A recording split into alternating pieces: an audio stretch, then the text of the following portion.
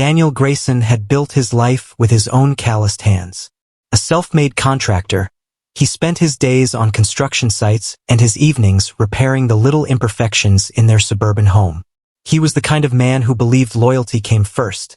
A man who measured love not only in words but in years of steady work, bills paid on time, and a warm dinner waiting at the table.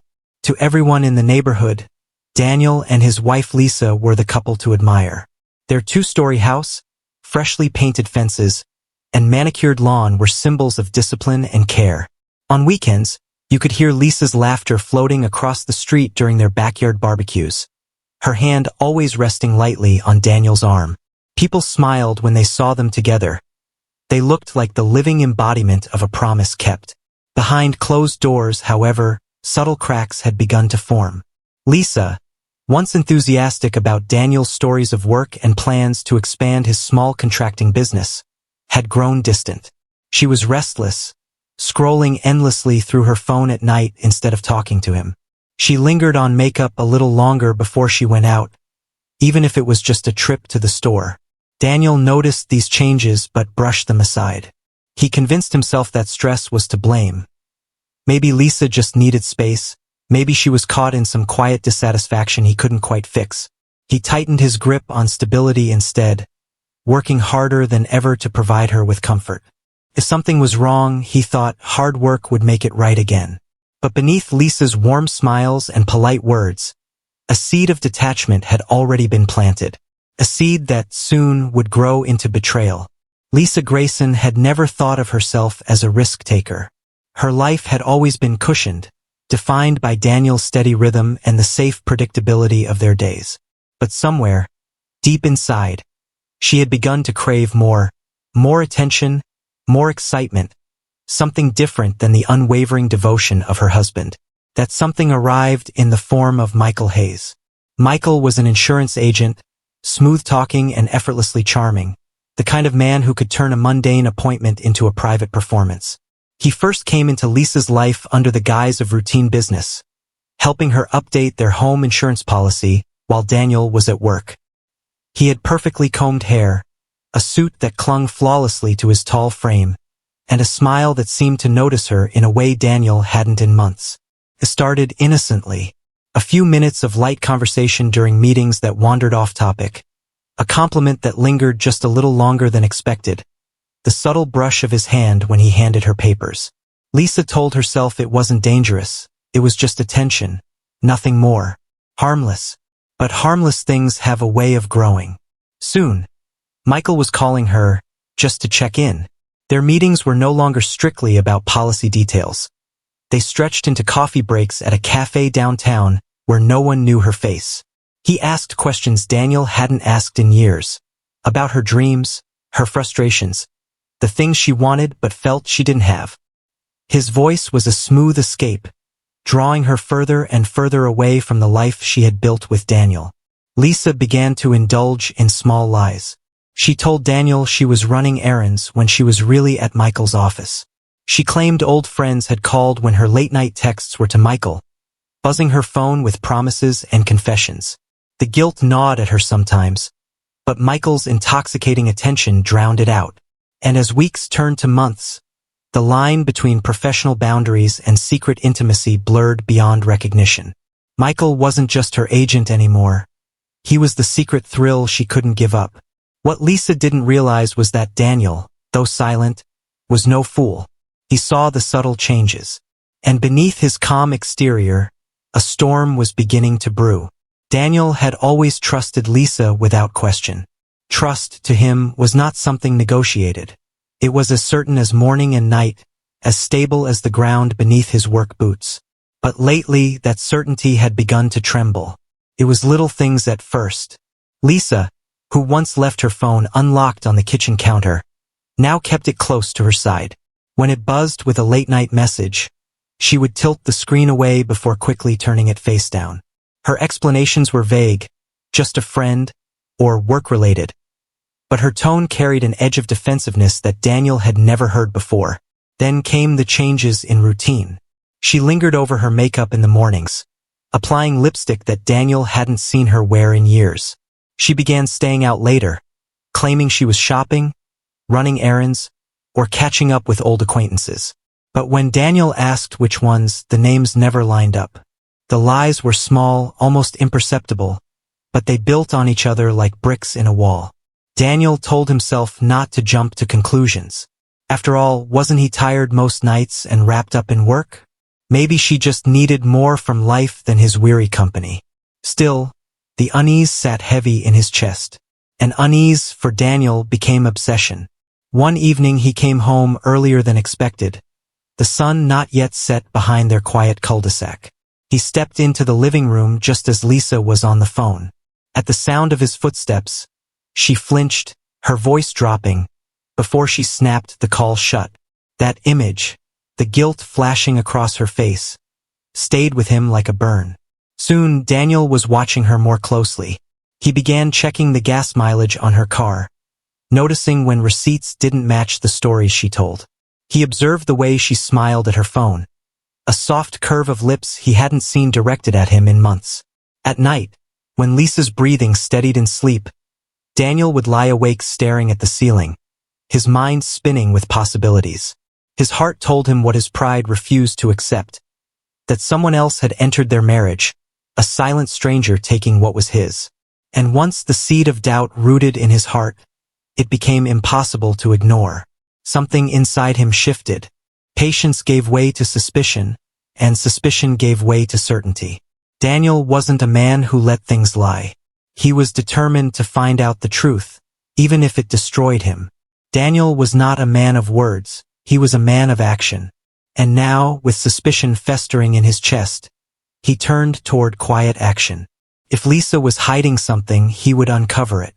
Not by confrontation, no, that might give her the chance to twist her answers, but by watching, by waiting, by knowing for sure. Started small. When she left her phone unattended, Daniel scrolled quickly through her messages. At first, there was nothing incriminating, just casual conversations, household reminders, lists of groceries. But then he began noticing deleted threads, missing chunks of conversations. Lisa had never been one to erase her texts. That alone was enough to stoke the embers of his mistrust into fire. He dug deeper. He memorized her schedule, noting which nights she claimed to be running errands or meeting old friends. Soon he realized many of those trips coincided with the same area of town near Michael Hayes' office. She had told Daniel about Michael once, describing him as helpful, polite, just handling paperwork. But why was she always there after hours, long after business should have been closed? Daniel's methodical instinct as a builder morphed into the cold precision of a shadow. He followed her one evening, driving a careful distance behind her car as she headed toward the city. His pulse hammered in his throat, every turn of her will drawing him closer to answers he had both craved and dreaded. She parked near Michael's office. Daniel sat in his truck at the far end of the lot, observing through the windshield. Lights glowed faintly inside, though the rest of the building was dark. Minutes passed, and then he saw it. Lisa's silhouette against the office window, standing far too close to Michael's. The shadows leaned toward each other, and Daniel strained forward, his fists tightening on the wheel until his knuckles turned white. The betrayal was no longer suspicion. It was real. It was alive. And with every second, it wrapped tighter around Daniel's chest like a vice, suffocating him. He wanted to storm inside, to rip the door off its hinges, to catch them in the act and make them answer for it. But some deeper, darker instinct told him to wait, to let the truth sharpen into a blade he could wield. That night, Daniel went home in silence. He slid into bed beside Lisa, who smiled faintly and muttered about being tired from errands. He said nothing. He stared at the ceiling, listening to her drift into sleep, while his mind turned over the image of her in Michael's office. The man she had chosen behind his back was no stranger anymore. Daniel now had a name, a face, and a target. The night Daniel discovered the truth was one he would relive in his mind over and over, long after it was too late to turn back. By now, surveillance had become his ritual. Whenever Lisa said she had errands, whenever she slipped on that extra layer of lipstick, Daniel would quietly follow. He knew enough to believe, but not enough to confront. A part of him still needed absolute proof. Something undeniable, something that tore the last shred of hope from his chest. One Friday evening just after dusk, Lisa dressed with unusual care. She slipped on a dress Daniel hadn't seen in months, paired with earrings he had given her years ago, though her reasons for choosing them had nothing to do with him.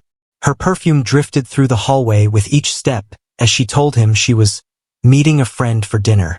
Daniel nodded absently, feigning distraction, though his veins thrummed with fire. He trailed her through city streets until she pulled into the darkened lot of Michael Hayes' office. Daniel killed his headlights, his truck blending into the shadows. He waited, eyes fixed on the glowing sliver of light inside. Minutes stretched unbearably. Then Lisa appeared, slipping cautiously into the office as if she were a thief stealing something priceless. Daniel's whole body tensed. He couldn't stop himself this time. He had to know. Silently, he approached the building, each step heavier than the last. The office windows glowed faintly, not quite covered by blinds. Daniel crept closer, his palms slick with sweat, his heart a drumbeat of fury. He positioned himself near the narrow slit of an uncovered pane, and there it was. Lisa, his wife, her arms wrapped around another man, her lips pressed against Michael's in the kind of kiss that belonged only to him. Daniel's vision tunneled. He pressed his fist against the wall to keep his body from collapsing, but his mind had already broken. The scene inside the office burned into his soul like acid. Michael caressing her face, Lisa smiling in a way she never smiled at home anymore. Intimacy, betrayal, proof. The glass became a barrier between two worlds. One where Daniel had lived in ignorance, the other where his marriage was already dead. He wanted to shatter the window, to storm inside, to drag them apart with his bare hands. But instead, Daniel froze, suffocating under the weight of betrayal.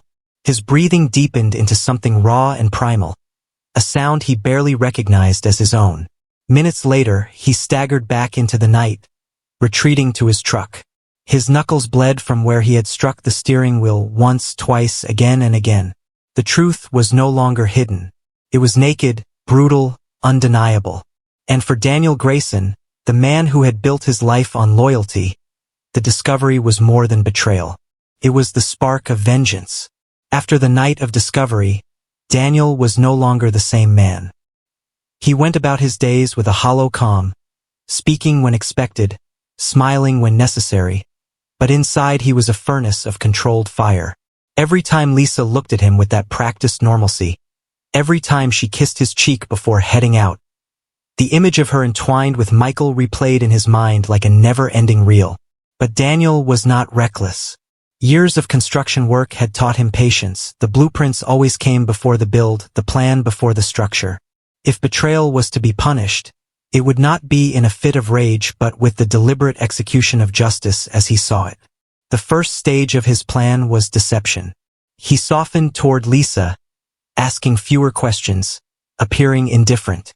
He even suggested they should try to reconnect, an offer Lisa accepted with a guilty smile, believing Daniel was simply trying to save a fragile marriage. She had no idea her husband's silence was not forgiveness but strategy. Next came Michael. Daniel visited him under the pretense of professionalism. He shook Michael's hand, thanked him for helping Lisa with our policies, and even suggested they all meet together one evening to clear misunderstandings. Michael, smug and confident in the secrecy of the affair, agreed without hesitation. To Michael, Daniel was the oblivious husband, harmless and blind. But Daniel's mind was no longer clouded. Every word he spoke, every grin he feigned, was a piece of the snare tightening around them. He chose the place carefully, a half-finished construction site he had been managing just outside of town. Isolated, silent, surrounded by machinery built to move earth and break stone. A place where screams would echo into nothing, where the world felt abandoned. Over dinner one evening, he suggested to Lisa that he wanted her and Michael to join him at the site after hours. "We need to talk. Honestly, privately, without judgment," he told them. Lisa hesitated, nervous, but Michael reassured her, believing Daniel's invitation was born from naivety, a desperate husband clinging to peace. They didn't see the truth in his eyes.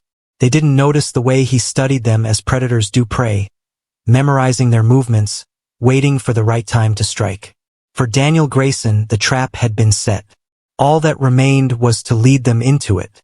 The night was unnervingly quiet when Daniel drove them both to the construction site. Lisa sat in the passenger seat, her hands clutched nervously in her lap, while Michael followed behind in his own car. The unfinished towers of concrete and steel skeletons loomed against the dark sky, hollow giants casting long shadows across the dirt lot. Daniel's voice was calm as he spoke.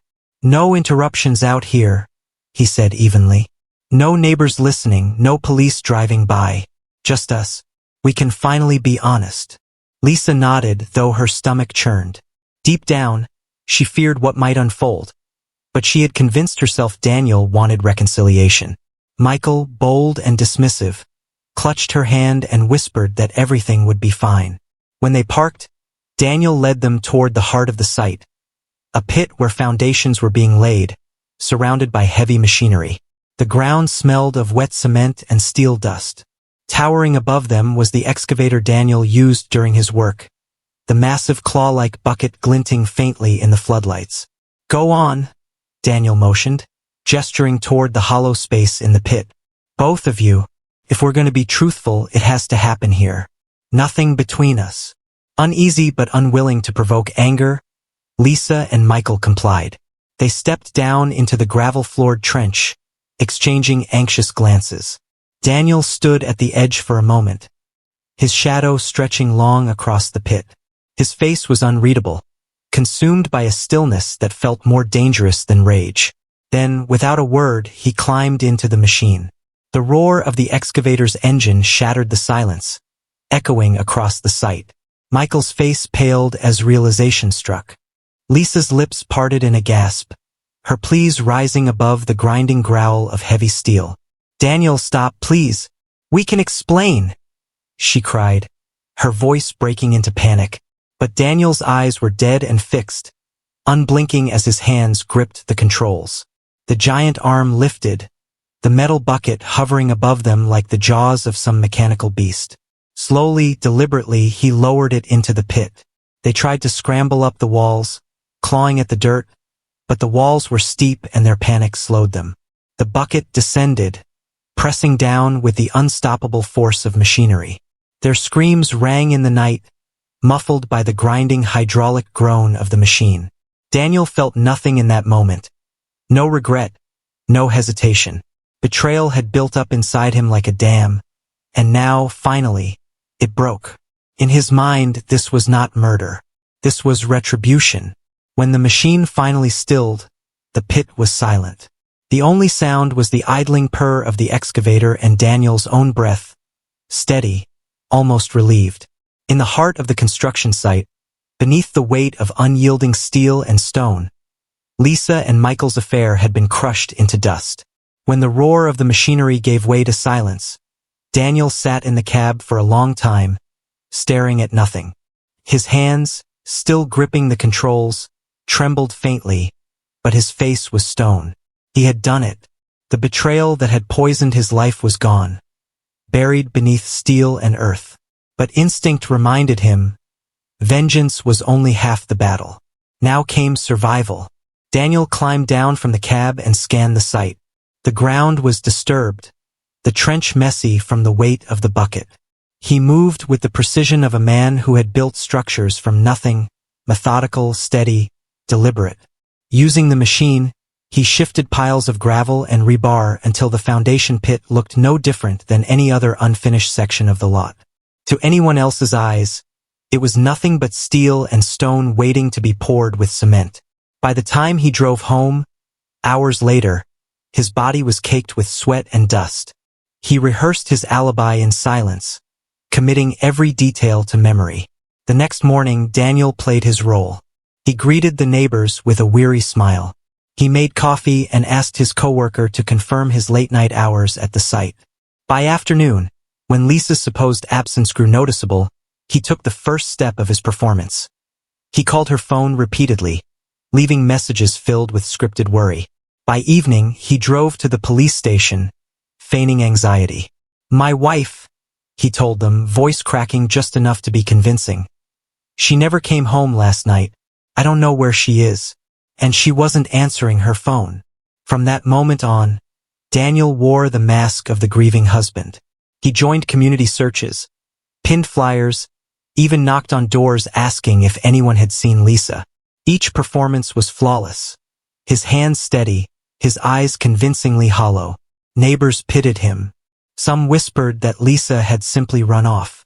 Others said she might have met with trouble. No one suspected Daniel.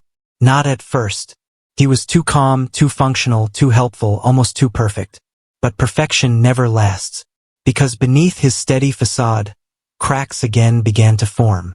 And investigators, patient and methodical in their own way, would soon begin to see them. For weeks, Daniel walked a tightrope. He played the part of the grieving husband so well that the community rallied around him. Neighbors brought him meals. The local church offered prayers, and volunteers spread out across towns and highways searching for any sign of Lisa. Daniel made sure to always be present, teary-eyed, anxious, pleading for answers. But detectives don't grieve with sympathy. They look for patterns. And Daniel's patterns were beginning to fray. The first red flag came from Michael Hayes' employer. When detectives began canvassing for information about Lisa's sudden disappearance, Michael's office revealed that he, too, had not returned home. Missing. 2 disappearances linked together. A married woman and her insurance agent was no longer coincidence. It was connection. The next crack appeared in the records. Investigators pulled Michael's phone logs and found dozens of late-night calls and texts exchanged between him and Lisa, many ending just before Daniel claimed to have noticed her absence. Deleted conversations, recovered through backups, painted a clearer picture. The two had been entangled in a hidden relationship for months. Suspicion naturally turned toward the betrayed husband. Daniel's grief was convincing, but his precision raised eyebrows. He seemed almost too composed, his version of events too tidy. Detectives knew from experience that real pain is messy, chaotic, unpredictable, and Daniel's wasn't. Then came the surveillance footage. From a traffic camera near the industrial outskirts, investigators spotted Daniel's truck entering the area of the construction site on the very night Lisa and Michael vanished. His explanation, that he had gone to check supplies late in the night, rang hollow. Why hadn't he mentioned that before? And why did his site logs show no official record of work being done? Finally, the forensic scent dogs sealed it. Brought to the unfinished construction grounds, they circled the foundation pit, barking wildly. Something beneath that carefully leveled gravel triggered them again and again. Detective Harris, leading the investigation, stood at the edge of the pit as the machines were called in to clear layers of stone and dirt. Hours later, the chilling discovery was unearthed. 2 bodies, twisted beneath the crushed weight where steel had sealed their fate. Lisa Grayson and Michael Hayes, found together in the very place Daniel had chosen as his theater of revenge. When confronted, Daniel didn't fight. He didn't weep. He simply gazed at the detectives with eyes drained of emotion. And in a voice flat and unforgiving, he muttered, "They betrayed me. I built everything for that woman. And they laughed behind my back. Now they're buried in what I built." Daniel's trial drew headlines across the state. The story of the betrayed husband who crushed his wife and her lover spread like wildfire. In court, prosecutors painted him as a calculating murderer, while Daniel insisted he was a man driven to the edge. The jury didn't sympathize. After 3 days of deliberation, they pronounced him guilty of double homicide. He sat motionless as the judge sentenced him to life in prison without parole. Neighbors who once admired the Graysons' perfect home struggled to reconcile the truth. To them, Daniel had been steady, dependable, the man who waved from his porch every morning. Now he was a killer. Some pitied him, others condemned him, but all agreed. Beneath the perfect marriage had lived a darkness no one saw coming. In prison, Daniel became a ghost of himself. He rarely spoke, rarely interacted. Fellow inmates whispered of the man who crushed 2 people beneath steel as if they were nothing but debris. Even locked away, his story carried a chilling weight. one that stalked him day and night.